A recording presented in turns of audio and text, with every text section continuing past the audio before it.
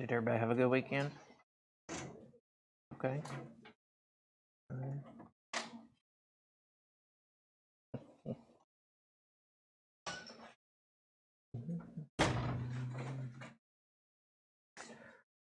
All right, well, we are starting our last chapter.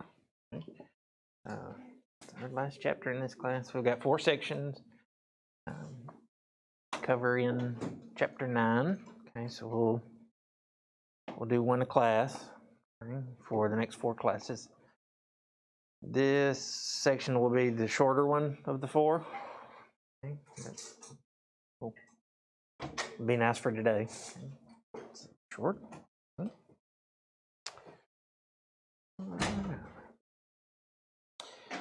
So chapter 9's financial math. This section we're gonna mainly look at making the budget. Okay, so what we'll do in this section, and then we'll have some stuff about borrowing money and saving money in the other sections as we go along.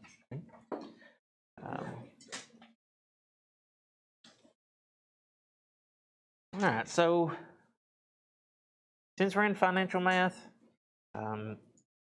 it kind of turns out most of our time is spent just doing formulas, and I know that's not really interesting.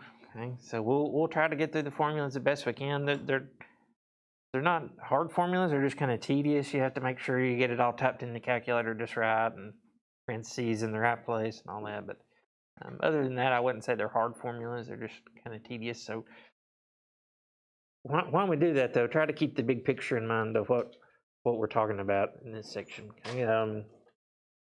Some of this stuff's not. Some of it is interesting, and some of it's not all that interesting because it's just stuff you're used to. I mean, because we all pretty much have to deal with money. We'll get through it. Okay. The good thing about this section is it is practical. Okay, it is useful. Even if some of the financial stuff we talk about you're not using right now, you will. Okay? Eventually, hopefully. So today it applies to all of us. Okay, when we're talking about making a budget. So, all right, so that's our main goal, and then we do have one other little thing we're going to talk about in this section where we're calculating a percentage increase or percentage decrease of a price. That's not a big deal. We've done problems that are very similar already. So the reason why this section is going to be on the shorter side is because a lot of the stuff that our book covers in this section we've already dealt with when we did percentages. So we've already done sales tax, we've already done discounts, we've already done tipping, we've already done that kind of stuff. So it's covered again in this section, I guess, in case you don't want to cover the other section. So I've cut out all the stuff we've already talked about. Okay, so we'll just talk about the new stuff in this section and then go from there. Okay. So, again, even if some of this stuff's not the most exciting to you, it is very useful. Okay? You at least want to know the basics of what's going on with money, because pretty much everybody has to deal with it. Okay? There are a few people that just go completely off the grid and live out in the woods and take care of themselves that way, but the vast majority of people live in a world where we have to deal with money. Okay? So we want to know what's going on. All right, so let's look at our basic outline. Again, our big goal in this section, we want to just get the basic idea of how to make a budget, just a personal budget. Some of you may have had some financial math in high school. Maybe senior year you had some stuff. Some of you may have parents that are good with money and wanted to pass that along to you, so you may already be a little familiar with the idea of making a budget. Some of you might just be having to do it to survive. Okay. If not, we're gonna look at the basics here, and then we'll practice with some imaginary people's money. Okay? Well, if we mess up, it's not a big deal. So the basic idea is we want to figure out our monthly income Okay. You can do different budgets. We're gonna focus on monthly budget. Okay. So we figure out how much money we have coming in for a month. Then we're gonna figure out our monthly expenses. And that's really the part we normally call budgeting, where we write down everything that we're having to pay, all the bills we have, and things like that. Okay. And then we subtract. Okay, that's step number 3. We take our income and we subtract our expenses. And then number 4, our textbook says if we have anything left over that's not listed in our budget, we should, it gives us some suggestions here. We should take that money and put it into savings, save it for a rainy day, or put it towards some kind of long-term financial goal we have, or even start an emergency fund or something like that if we don't already have one. So which one's, best to do for your situation? It's just different from person to person, and those things, what you should do with leftover money changes depending on what life stage you're in, things like that. Most of you are not having a plan for retirement quite yet, so you wouldn't be worried about retirement stuff, things like that. Okay. All right, so there's our basic plan. We do have one little bit of terminology here may or may not be familiar with. Okay. That's net income. Okay. So if we see a job advertised and it tells us how much it pays, that's talking about gross income usually. So gross income is just how much you earn. And then when we subtract all the taxes and usually other deductions we have coming out of our pay, and that's what we call our net income. Okay, so net income is the amount that we get deposited in our bank and you get a check for. Okay? The amount you actually get to use. That's our net income.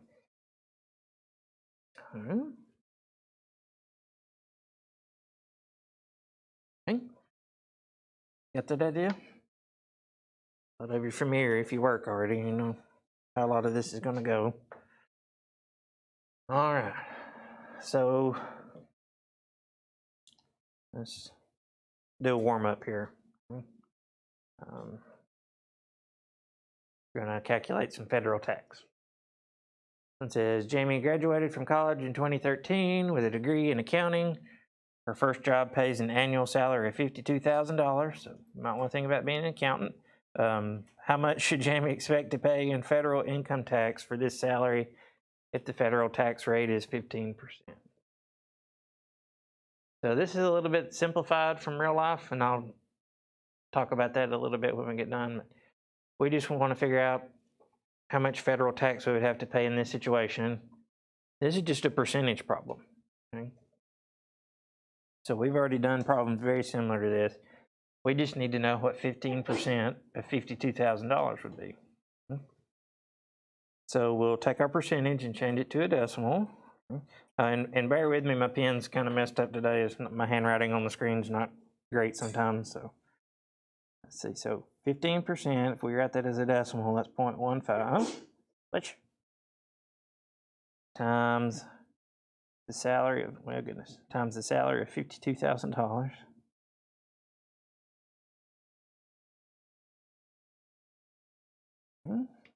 Let's see what Jamie's federal tax is going to be.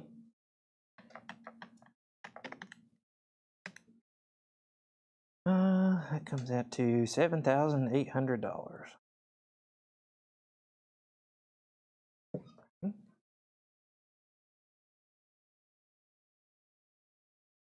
Just a percentage.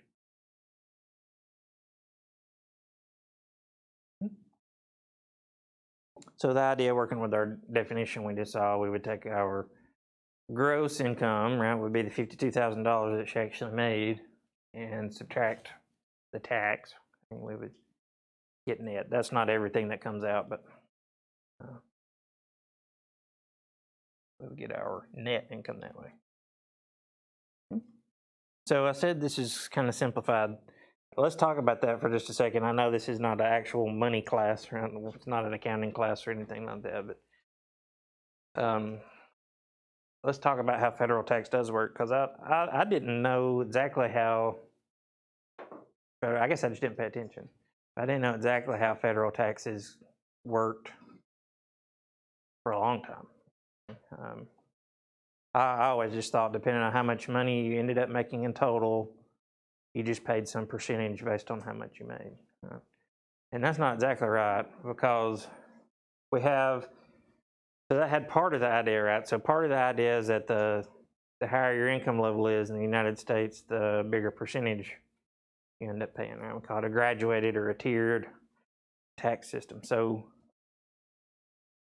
the way I thought before I knew better was that, you know, if you're at a higher step on that higher income level, all of your income is taxed at that level. That's not how it works, though. Okay, so I should have looked up what the steps were. I don't remember where they are. But the idea is like every person, okay, the first $28,000 that they make is all taxed at a certain percentage. Then if you have part of your income above $28,000, so like maybe $28,000 to $50,000, right, that's taxed at the next level. Okay? So the tax increases as you make more money, that's right, but the part before you get there is taxed at the same rate as everybody else. Okay? So like maybe it's like a 10% for the first $28,000, and then when you make over $28,000, the next, like starting at $28,001, that next part of your income would be taxed at like 13%, right? It goes up in steps like that. So actually figuring out federal tax is a little more complicated. You would have to break your income down into those steps.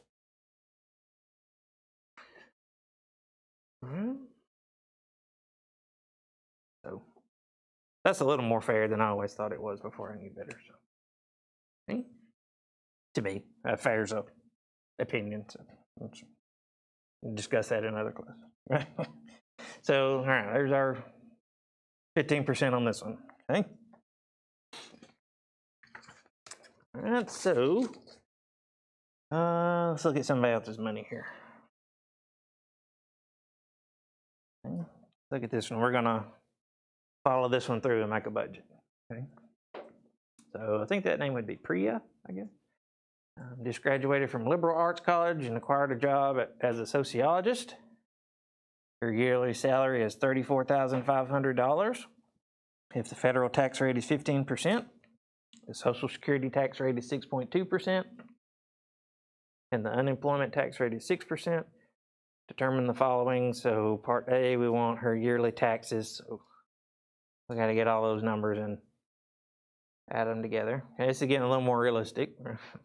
We got not mentioning any state tax here, but we do have 3 of the things that come out of your check when you work.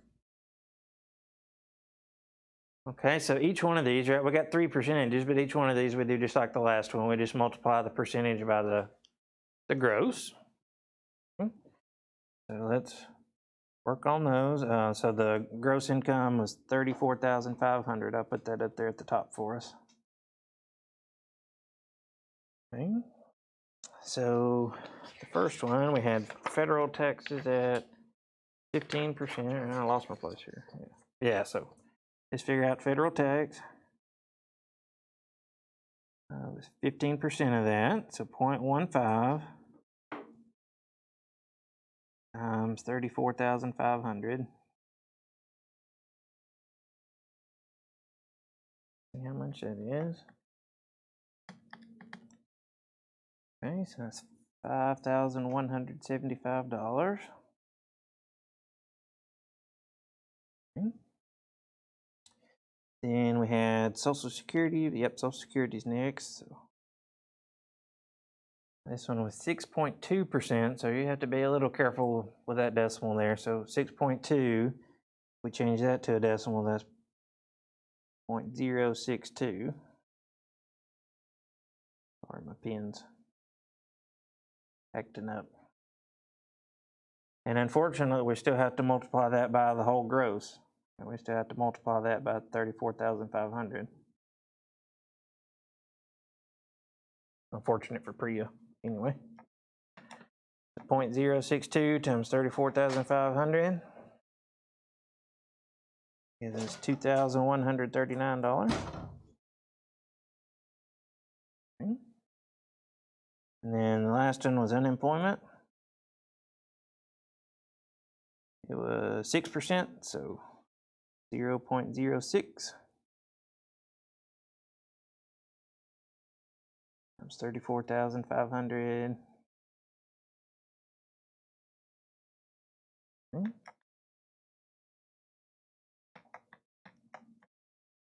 It's $2,070.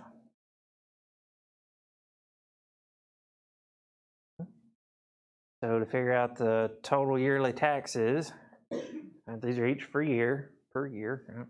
So to figure out total yearly taxes, we're gonna just add all three of these up. 2070 plus 2139 plus 5175 gives us total yearly taxes of $9,384. And that's part A.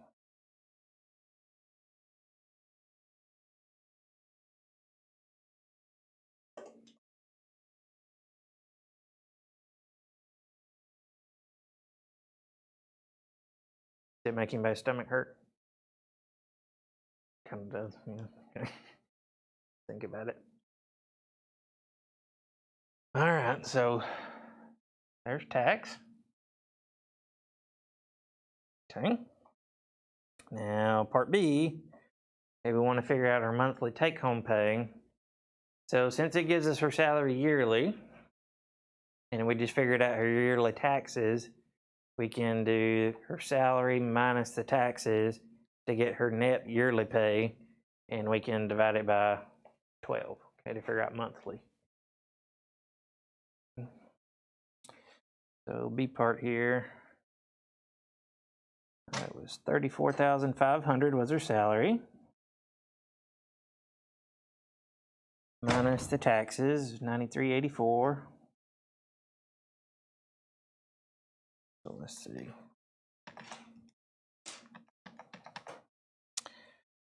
So that leaves her with $25,116 per year.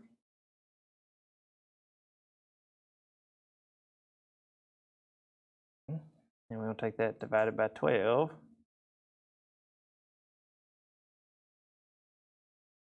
To get monthly.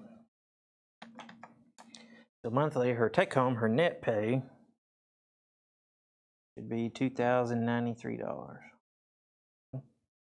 That's assuming she doesn't have to pay any state tax and she doesn't have anything else taken out. Okay.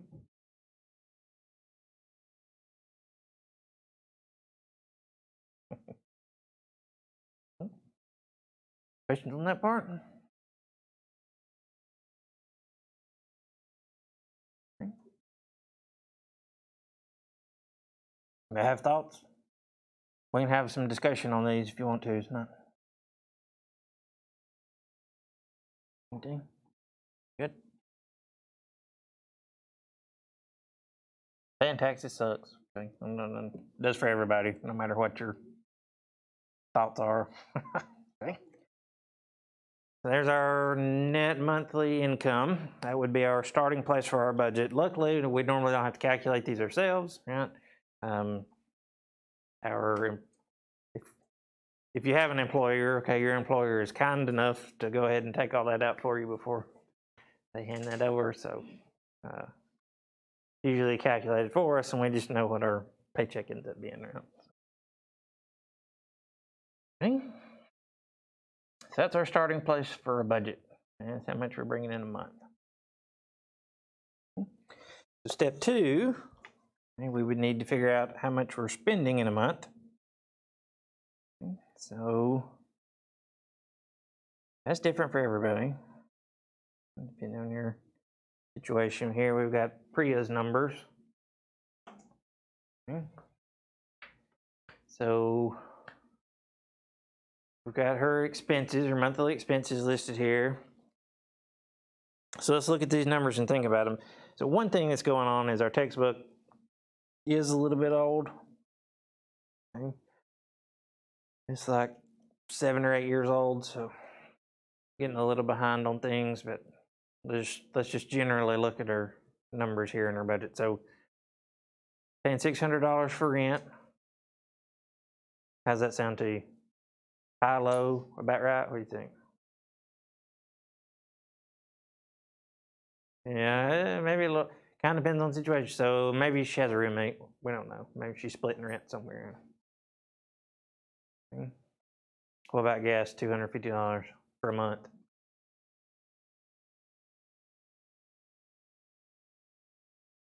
Yeah, maybe. Yeah, okay. All right. That's kind of prices right here. Right? So let's think about that. Utilities, $150.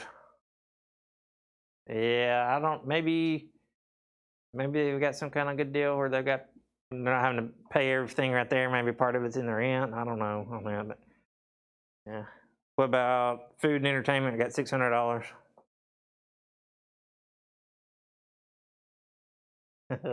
So what? So that's typically about $150 a week. Right? So what do you think? You could do it. You could do it. Okay. That's definitely not living like a lavish lifestyle for that. Okay, but, all right, and then student loans, $210. That just depends on how much balance you have there. Okay. So this one's not too terrible. Maybe utilities is kind of low. Okay, but this one's still pretty reasonable, even though it's a little bit old. Okay. All right, so there's her expenses. So we total those up. Add up all the expenses, we get it $1,810. Then what do we have to do? We have to subtract. This is the part that's sad. When paying taxes is sad, but this part kind of really bites. You feel it a little bit. So we got $20.93 minus all of our obligations that we have to pay.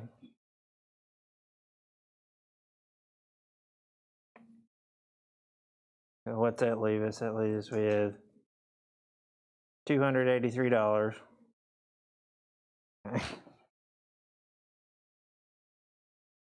Yeah, for a month. Yeah, for a month.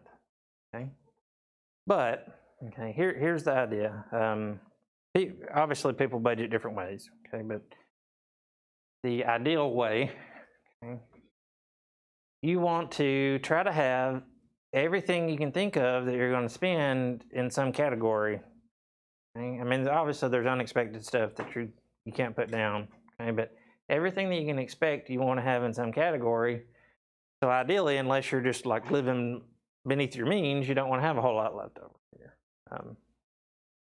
because you want it to be listed somewhere in here. Okay? And that doesn't mean you have to live a certain way. I mean, your income might mean you have to live a certain way. Okay, but the budget doesn't mean you have to live a certain way. If you want to put more money in food and entertainment, put it in there. Now, it's your budget. You just want to have it listed. You want to have it listed. Okay. So here's our $283 left over. So if we're being wise with our money, what should we do with that?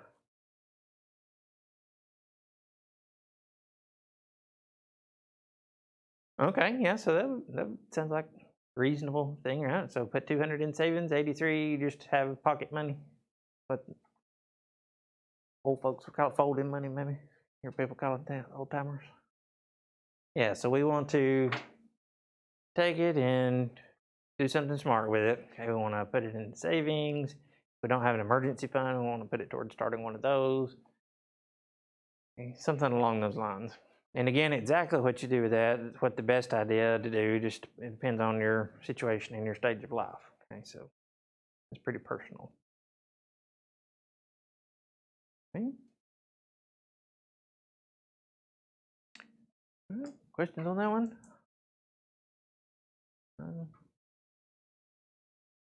It is sad when you get down to here and you have like $12, right? But if you do the categories well, and you really don't want to don't want to have a whole lot left over. So one thing that I don't do, like the book says, the book would say, you know, if you have some left over, put that in savings. But to me, you want to have it in here. You want to have an amount you want to save in here. So you really don't want to have much out here that's not in the category.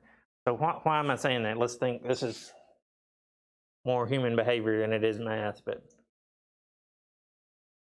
so we're trying to be smart with our money and do a budget. So we're not, you know, just spending some ridiculous amount on something that we don't need to be. So why would we not want a ton of money left over that's not in our budget lines? What's going to happen to it if we don't give it a home? Yeah, it's just going to vaporize. It disappear. Well, before you know it, it'll just be gone. Okay, so that's just human nature. Okay, you just spend a couple extra dollars here, a couple extra over here, and then all of a sudden that $283 is just nowhere to be found. All right. Okay, let's look at another one. Everybody's going to be a little different, so we can see some different things looking at another situation here. Okay. All right, so this one says Gail works for an art gallery with an annual income of $44,000. Must be a big art gallery somewhere. I don't know. Okay. Says her net monthly pay is $2,669.33. Okay, so that's good. We don't have to figure out the net pay here. She's already got all the taxes and stuff taken out. And it says her basic monthly expenses are the following. Okay, so let's criticize these a little bit because again, textbook is a little bit old. So here it's got rent's $550. That's questionable to me because if she lives somewhere where there's an art gallery that will pay her $44,000, then that rent seems low. And maybe she's got a friend that's renting her a place or something. Who knows? Utilities. So in this one is listed out. We got water, gas, electricity, internet, and cable. $310. That seems okay, maybe. It depends on several things, but that could be reasonable. What about cell phone for $60? Yeah, I'm about as cheap as you can go with Verizon, and that's about what mine is. Like, and that's pretty minimum with Verizon, but you have other things you can do, right? You have cheaper cell phone things you could do, so.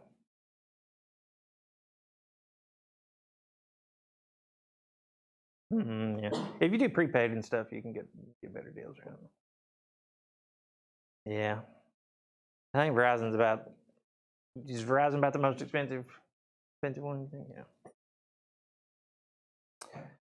All right, insurance, $40.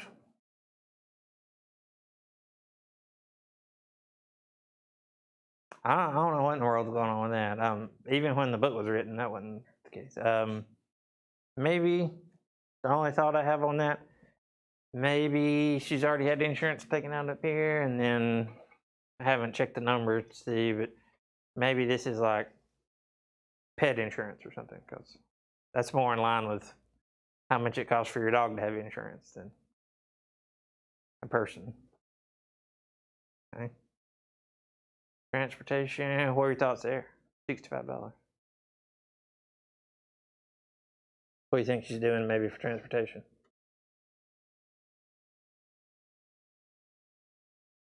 Maybe she's riding the bus or something. Maybe it's a bus pass. What about a month of food for $300?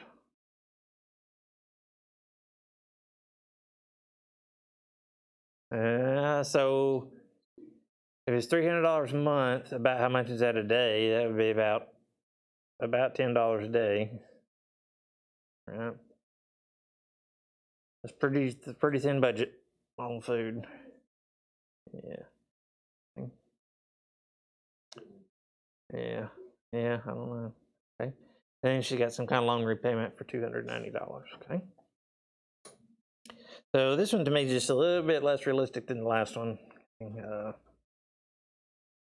For sure, these are iffy, but for sure, insurance and food seem too low to me. All right, so we got a little bit of a curve on this one. We got some extra information. Gail's got a side job, okay, doing some consulting. She receives about $30 a week from that job. And then she gives about $45 a month to charities. We want to make a budget. Okay, so we already have monthly net income, so that's a good start. That's where most of us start, unless you own your own business or something, or independent contractor or something where you have to take your own taxes out. Then most of us will have our net paid to start with. So then we need to add up our expenses. So I'll just do it in the calculator this time. We'll just work with a total. So let's see, 550, 310, 60, 40, 65, 300, 290, and then we've got one more, right? What else do we have to put under expenses? We've got, it's kind of weird to think about, but she's also, yeah, she's giving $45 a month to charity, so that goes under expenses, even though it's charitable giving, and it's still in our budget, so $45 there. So expenses have a total of $1,660.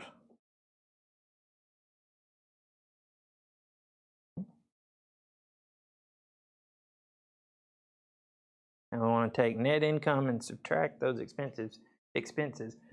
But we do have one other thing we have to include, right? Because it says she gets about $30 a week on average from consulting. So it makes it a little tricky. You may or may not have noticed. Okay? Probably depends on how much you've worked.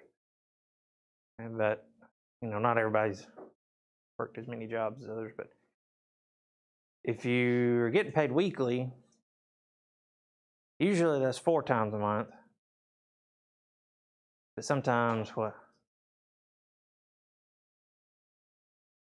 sometimes we've got 5.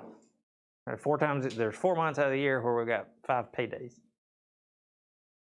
Because we've got 52 weeks in a year, right? So that doesn't divide by 4. Right? We got, so not round. Okay, so you could make it more complicated and figure out like the average monthly, what you would get out of that $30 a week. But we'll just be conservative, and we're just not going to include the times when we have the 5th week. And when we have the 5th week, we'll give extra $30 to charity or something. Okay, whatever you decide to do with it. So we'll say 4 weeks. So that means we've got to add extra $120 a month. Okay.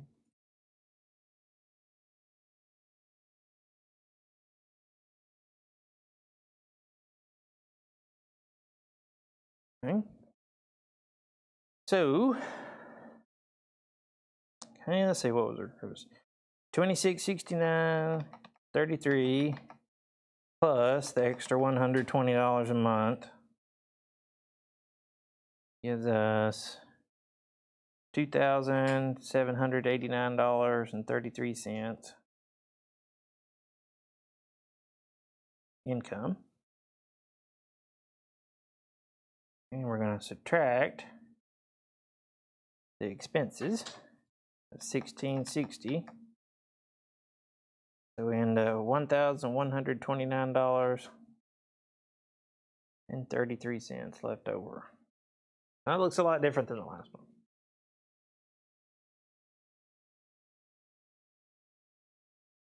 So what should Gail do with this money? What are some options? could put it in savings, or we could set up an emergency fund if we don't have one of those going already. You could, yeah, you can, yeah, there are all kinds of things you can do that way. But, hey, one thing to mention here, if you're trying to make a budget for yourself and you have some big number here, maybe that's just good. Maybe you're just making more money than you need to sustain what's in your budget. That's great. Okay. But it's worth going back to the budget items and making sure you're being realistic on these. Okay. Like $300 a month for food, man, I would consider putting some more money toward that. And some other things there. Okay. On this one too, something else that's a little bit unrealistic on this one. If you look at everything she's got listed, do you notice anything missing off of that list?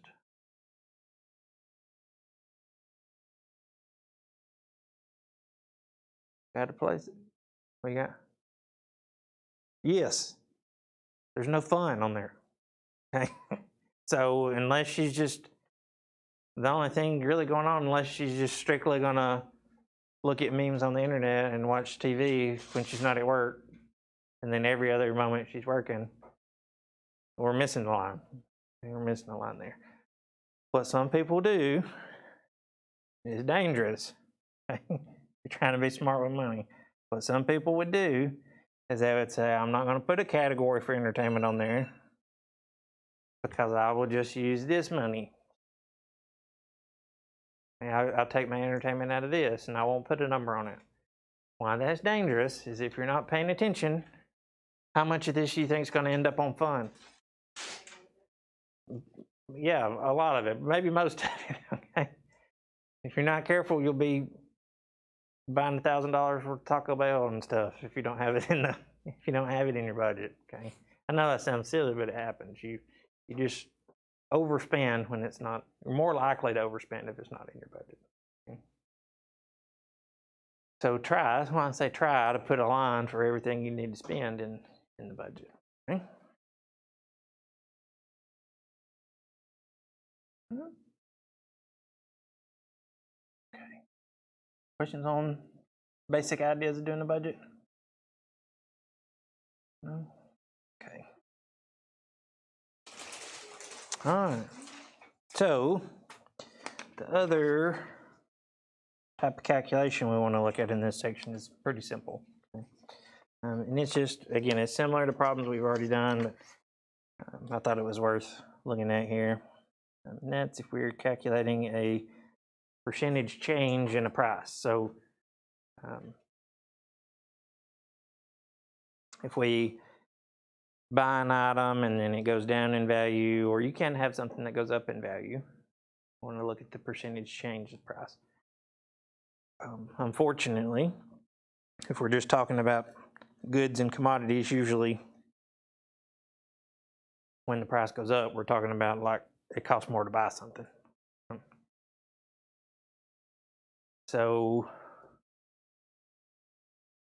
we've already seen the formula really similar to this when we did percentage change just in general. The difference was we took absolute value of the top and called it absolute change, and we didn't let it have a sign. Here we're going to let it be positive or negative. So positive means it's gone up, negative means it's gone down. So all we're doing, we're taking the new price or the new value, subtracting the old price for the old value, and then we're going to divide by the old number and the old original number. So that's where I always trip up if I get messed up. So this is the old value down here that you divide by. Okay. And since we're not taking absolute value, it is important we put the new number first. That way the sign comes out to be correct.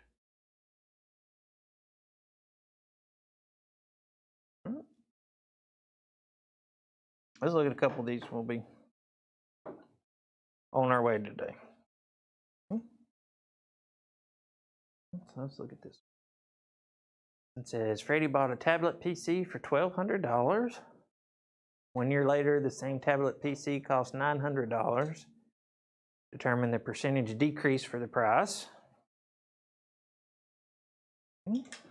So the new price is $900.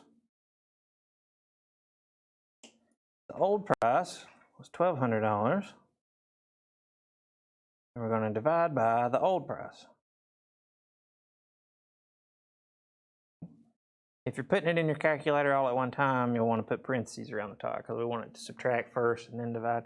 You can do it in 2 steps, which I think is what I'm going to do. So I'll do 900 minus 1,200 equal, and then divided by 1,200. On this one, as a decimal, we'll get negative 0.25, but we want percent change. So we'll move our decimal place over 2 times to the right. If I can get my pen to work here. So we will end up with negative 25%. So we've had a 25% decrease.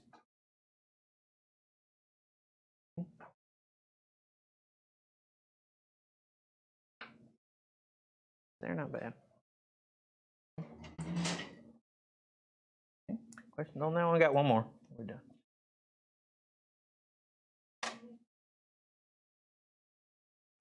Yeah. It'll want the sign and then think. Let me double check on that real quick. That's a good question. Make sure it's not doing anything funny. Here.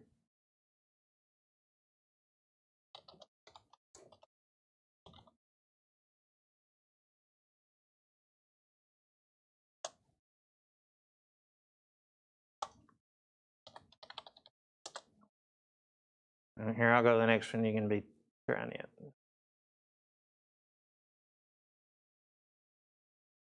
And then we'll check it.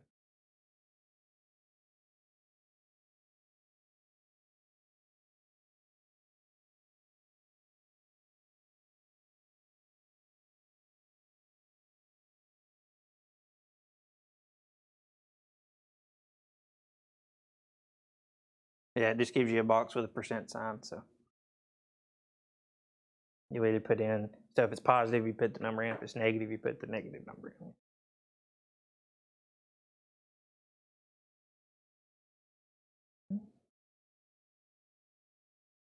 All right, so on this one, we bought a camera for $1,125. Price the camera 6 months later was $761. We're mad, and when they figure out the percentage decrease, so got the new price of $761 minus the old price of $1,125 divided by the old price of $1,125. Okay, so let's see. So that's negative 364 on the top divided by 1125. That's negative 0.3235. Got a bunch of fives. So as a percentage, it doesn't tell us how to round here, but Hawks doesn't either. Okay, so we'll call that negative 32.4% maybe.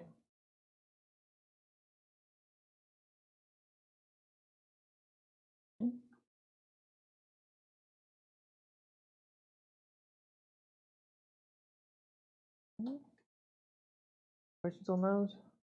They're not bad. If you were okay when we did the percentage stuff, you're in good shape. Too. Good. All right, so Wednesday will be a little more formula heavy. Really good idea. If you don't have one, you might want to get a calculator that's got a screen where you can see a little better on, some kind of scientific thing with parentheses and stuff. It'll make these financial formulas so much easier to punch in than trying to do it with a little 4-function calculator or something like that. Okay. You didn't get it on the sign-in sheet. It's up here on the table. Okay, we'll be finished up for today.